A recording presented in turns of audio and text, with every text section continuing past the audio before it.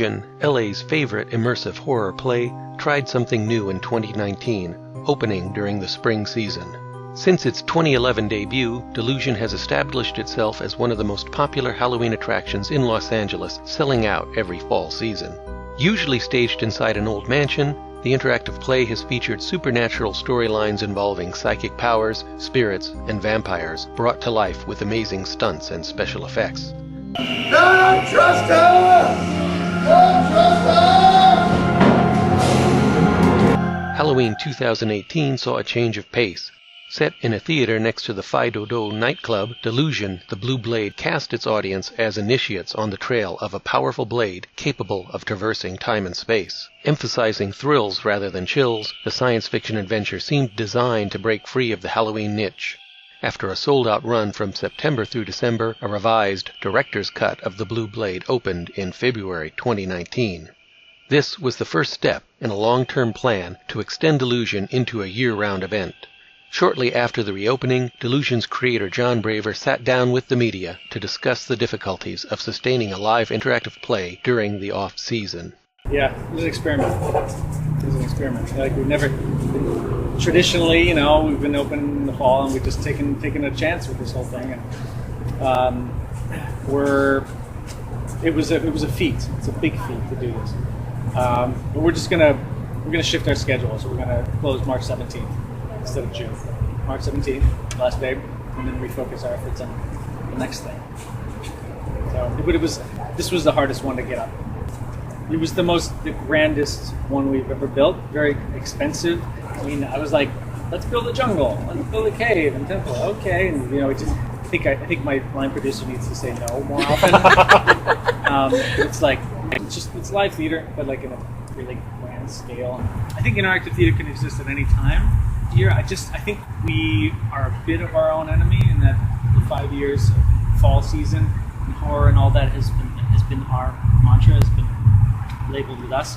So I think a lot of people don't think about it during this time of the year, but we just wanted to try to see if people are into it. And everybody who comes is super into it, but I don't think I want to put the effort into the spring season again. Can you talk a little bit about the future? Back when you first made the plans to do this, you spoke to Variety, and there was talk about podcast, VR, turning Crimson Queen into TV, and maybe keeping Delusion going year-round. But you sound a little tired now. So I'm wondering, how enthusiastic are you about those plans now? Well, I'm super enthusiastic about those plans. Like I'm writing the Crimson Queen podcast now. I think that would be a cool old school radio drama kind of thing. It'd be a really cool feature too. But so I'm writing that. I'm tired because of this show, because of the live theater is very exhausting. I'm very anal about this stuff. And I drive home and I think about all these little things. I can't stop thinking about them. Whereas like filming stuff or writing or something that's recorded in some way, it's a lot easier for me to just put it down and it exists. So no plans then to sustain Delusion as a live show year-round or anytime but fall? Well, I think we're in a crossroads here in the flux about like if there's going to be sort of a year-round Delusion. It kind of goes to what I was saying earlier about the magic of the fall season. I think this was a test to see. I think if we had some massive marketing budget with like billboards, then it might be a different story. But this still remains like a underground cultish kind of thing, which a lot of people love. I mean, I'm one of them as well too. But you can't really sustain a business like that. So that's the tough part. It's like retain the dignity and the quality of what you built, but also like make a living. So death metal! If you were talking to someone who'd seen the show around Halloween time, why should they come back? Can you give a hint to them what's different? Obviously, we've been there, so we know. But. Yeah. Well, two things. One, I would say there's an alternate ending. So if you went there before, there's a very exciting new alternate ending that has more significance to the story than the fall one, I'd say. And there's a few little moments in between in the show that are enhancements.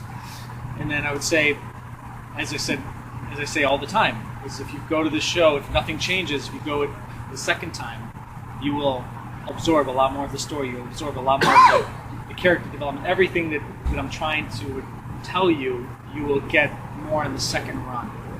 this. So it will feel like a new show to you. It is unfortunate that the Blue Blade will not last through June.